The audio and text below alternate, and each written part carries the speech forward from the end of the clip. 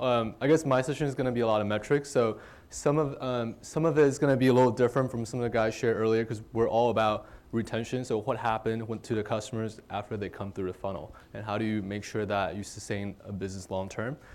Before I start, kudos to 500 Startups. I've spoken at quite a few conferences over the year, but this is the first conference where my client spoke before me, which was Honest Company, and my investors are speaking after me, which is Foreigner Venture. So I thought that was pretty interesting. I've never had that. There we go. A little bit about me. I actually didn't have a slide about this, but Tara, the organizer, told me to put it up. So it's slightly embarrassing, but I love e-commerce. I founded my first e-commerce company when I was 15. I started on eBay. Figured, I was just a nerdy Asian guy. I would sell Game Boy games, comic books, whatever you can think of. And then I built the business big enough, and I started selling, just learn how to code, and then started selling on online. And this is the good old days where you can still charge $6.99, $7.99 for shipping and handling. And that really were the sweet days. And now, we're all fighting for free shipping both way, and that's pretty tough. A little bit about me. Since I founded my first e-commerce, I've really just enjoyed the aspect of being able to reach out to customers anywhere in the world and being able to ship some materials where you just and the follow-up experience is also really interesting to me. Since then, I've founded 2 startups that are focused on marketing, especially around retention, because one thing that as an operator and a marketer that I always ran into is that I had no problem hacking my way through getting customers to my site. But the problem is always around, once I get those customers, how do I retain them? How do I get them to spend more with me? And ultimately, how do I get them to share with others and generate that virality that we all care about? So a little bit about my company. We basically help businesses like Honest Company, Dollar Shave Club, Cafe Press, Vitamin Shops. Those are some of the companies that we work with, and some sort of traditional big box retailers that we've all heard about. What we do at the end of the day is to create a more one-to-one experience for all these retailers and online e-commerce. The biggest challenge that we all face as e-commerce is that there's no physical and human interaction. So when you walk into a Nordstrom store, typically you will be the sales associate might be able to look at you and say, okay, you're holding a Fifth Saks Avenue bag, you're gonna be a good customer. Versus if I were to walk in with an Old Navy bag looking super ghetto, the sales associate is probably gonna leave me alone, thinking that I'm not gonna be a good target audience. So with that said, e-commerce, your challenge is to figure out who exactly your customers are, not just the moment they get to your website, but then as you continue to grow, how do you actually understand who they are and then be able to retain and re-engage them in such a way that it's personalized and it's relevant and it's timely. At the end of the day, there are really 2 ways to grow your business. So, and I think there's no rocket science behind that. And you need to focus on acquiring new customers, which Hadi talked about, and then you need to retain your customers and get them to spend more. And then this session, we're going to focus on the second half of it, which is once you get the customers through the door, how do you get them to spend repeatedly, and as well as get others to join your site. Someone actually earlier, I think it was Harley from Shopify, mentioned that there was a report that talked about existing customers spend about 48% more. And there's actually been a lot of different stats around just how important it is to actually get your existing customer to spend. We've actually seen different stats. So for example, existing customers spend about 33% more on average. And that's actually a very, very important stat because if you think about it, for every new customer acquisition, and so if you're paying someone to refer a friend and then you're gonna give that person $15 for signing up a new account and then actually reward you for $15, then that math, if you were to do that math in the long term, unless those customers actually spend repeatedly with you, it actually doesn't make sense. And then you're gonna run in a case where I think Sean Percival talked about earlier during his time with Whittleby, and we actually for a brief period of time thinking about working together because we're both based in LA at the time, is that you're gonna always end up spending more and not realizing that you're not getting the kickback afterwards. And then the math doesn't add up, and then you're gonna run into issues of raising venture money, because that's all they're gonna care about. Another example of why existing customers matter, just to give you a sense of scale. I recently talked to the head of e-commerce at Ticketmaster. On average, every single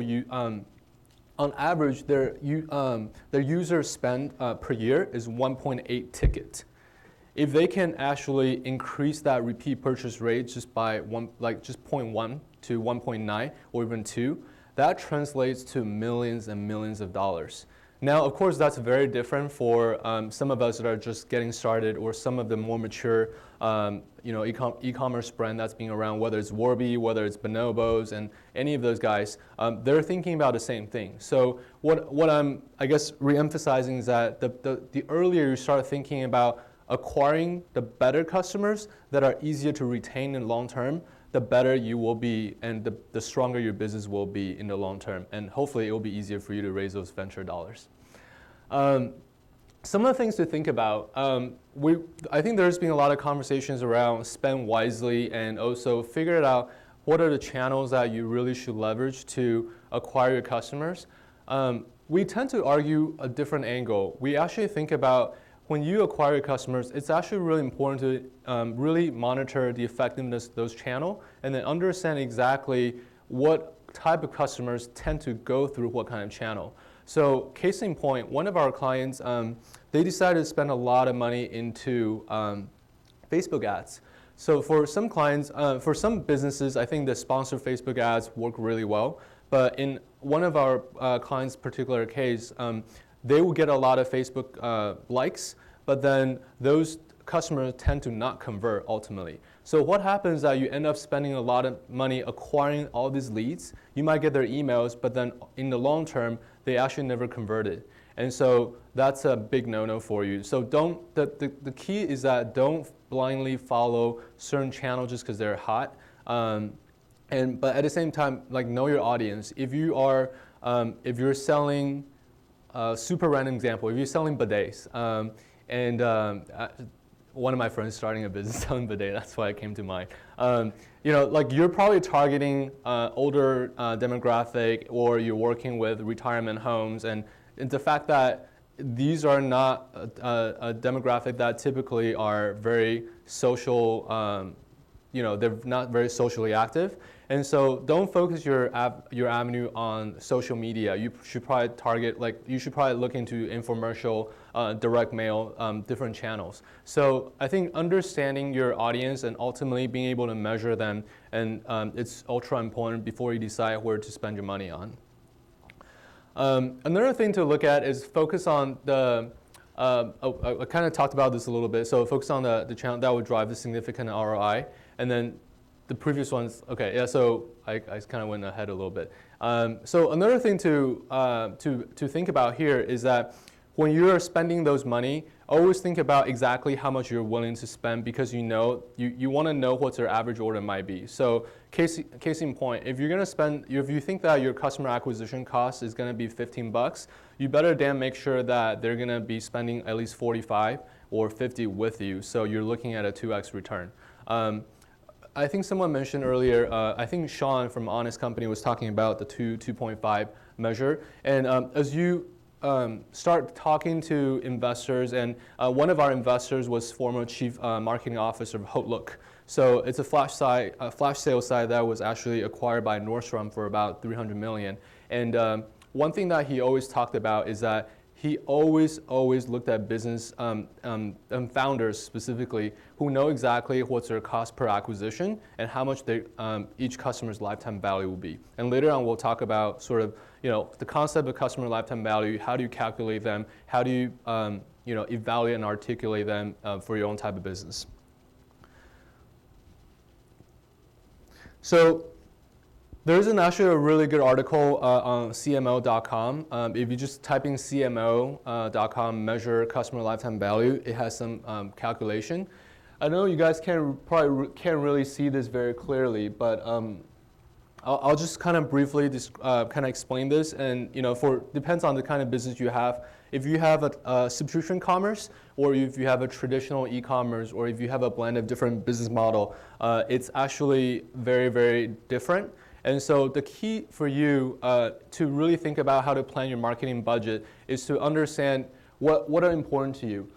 For example, there are different kind of formulas here, but at the end of the day, all you need to know is what's your average order value, and how often do you think your customers are likely to spend per year, or whatever your sort of the life cycle you're measuring. Depends on the type of product you sell. The repeat purchase rate can vary quite a bit. So if you're Warby Parker, you're selling a pair of glasses, that repeat purchase rate is probably not as high as someone who's selling t-shirts and apparel. So be very, very thoughtful around the kind of business that you have, and understand, you want to be able to articulate that, and also comes to your marketing, you need to be able to budget that, because your marketing should go in cycle as well. Like, you want to target repeat buyers and existing customers based on how likely they're going to buy again. So what are your success metrics? These are pretty important. These are things that we help our clients kind of focus on and improve. And I believe these are important enough that if you are in fundraising mode, or just like understanding the success of your business, these are the things that you want to be able to answer, and just kind of not have fluffy answers and just no to the dot. Customer lifetime value. I think a lot of us talk about that, but then it's still a very new concept at the end of the day, because a lot of times if you talk to the biggest retailers, they don't even know that. Partly it's because it is really hard when you're a retailer and then you sell a wide variety of brands and products. But then if you are like some of the guys that are starting small and selling on Shopify or other platforms, and then eventually kind of grow out into different verticals, you want to have a very clear plan of like, okay, for this particular vertical, my CLVs, my average CLV for this particular product is about $50, and then I'm moving to $75, and I'm moving to $100. That way, you can clearly articulate why you are growing the business a certain way, and then how you're justifying your marketing budget. Repeat purchase rate is quite important. Something that I think if you look at Zulily and some of the more successful flash sale sites, beyond the fact that they don't have the whole inventory, which is oftentimes the biggest setback for a lot of e-commerce, flash sale sites work really well because they are able to get so many repeat purchases from the same group of audience. And they have an advantage because they are indeed selling different types of brands, and so that gives them enough variety and generate enough of interest. But at the same time, if you are starting small, and some of us, we all got to start somewhere, and if you are only limited to one particular type of product and consumer experience, that's going to be difficult for you. But then you got to think of you got to continue to innovate. And just like what Sean talked about, when we started working with Honest Company more than a year ago, they weren't selling diaper bags. They weren't looking at all this other extension. They were really just kind of the core focus, which is diapers. And so as an e-commerce, you want to be very aware of kind of how you're extending that runway, and then in terms of product variety, so you could make sure that your products will actually end up, your products will actually be enough where the customers want to spend more with you.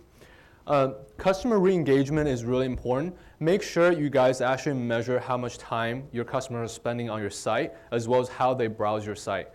So you could very easily do that through Google Analytics, and just kind of that kind of typical funnel, just understanding exactly how they browse their site.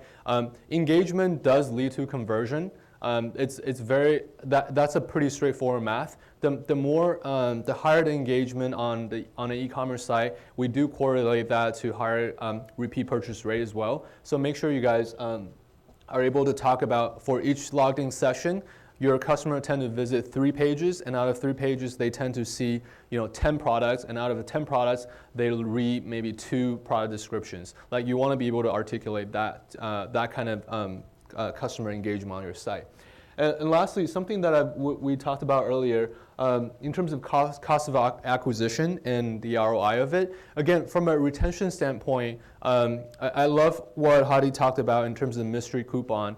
But if you were to counter that a little bit, Sean this morning also talked about that for Whittleby, one of the biggest things he refused to do is to actually offer a lot of coupons, because at the end of the day, you don't want to create a business and train your customers to expect coupons. And that's why I think the mystery coupon was kind of cool, because you do that every once in a while, and then you generate interest, and then for sure works. We've seen that across the board. In fact, that's one of the features what we do for our clients. But at the same time, keep in mind that as you grow, and you need to show that kind of I know you guys all need to show that number, but then keep in mind that coupons do drive certain type of behaviors from the consumer end, and you just want to be very, very thoughtful around how to use that and how to market that, and the messaging is really, really important too, because you don't want a bunch of repeat customers that will only buy from you if you're giving away 20-30% discounts.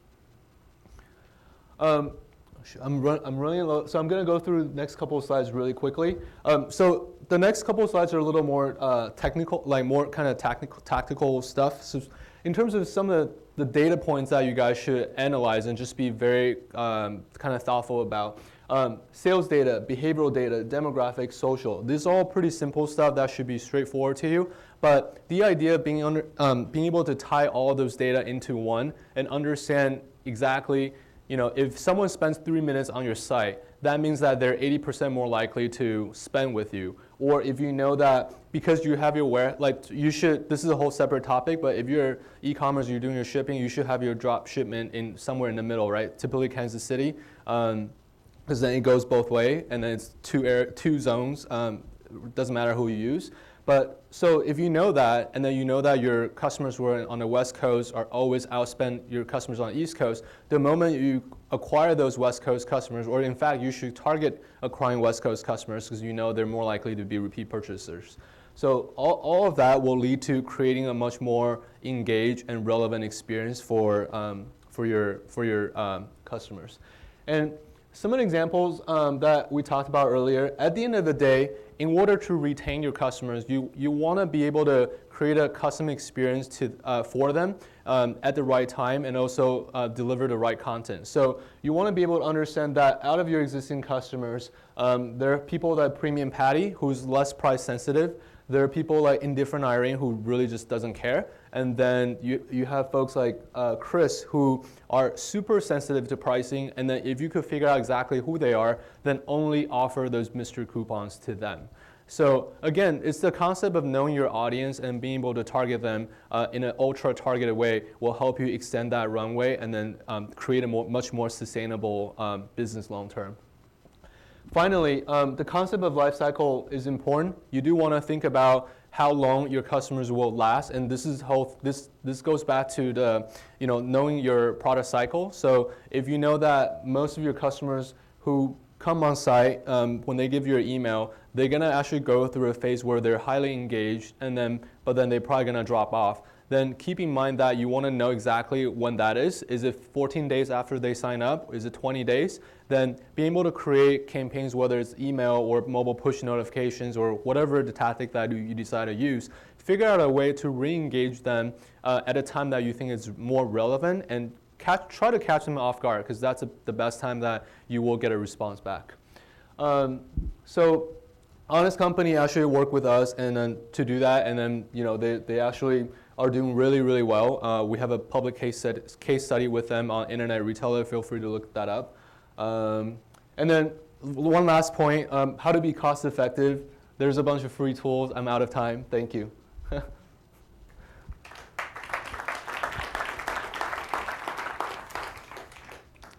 Yep.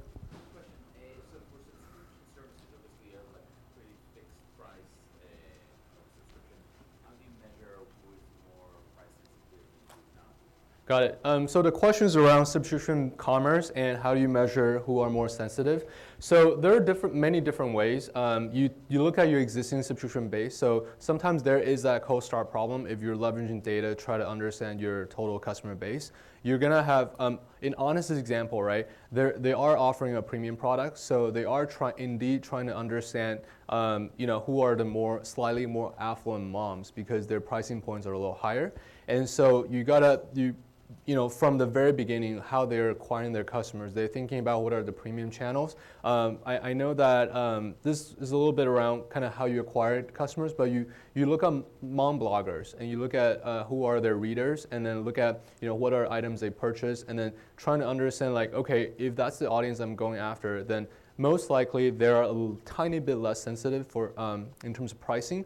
But then I think the truth about modern day shoppers is that most of us are, if you're buying online, to compare, to really compare shop a little bit. And so most of us have gotten sophisticated enough where they are expecting some sort of offers and coupon to kind of join.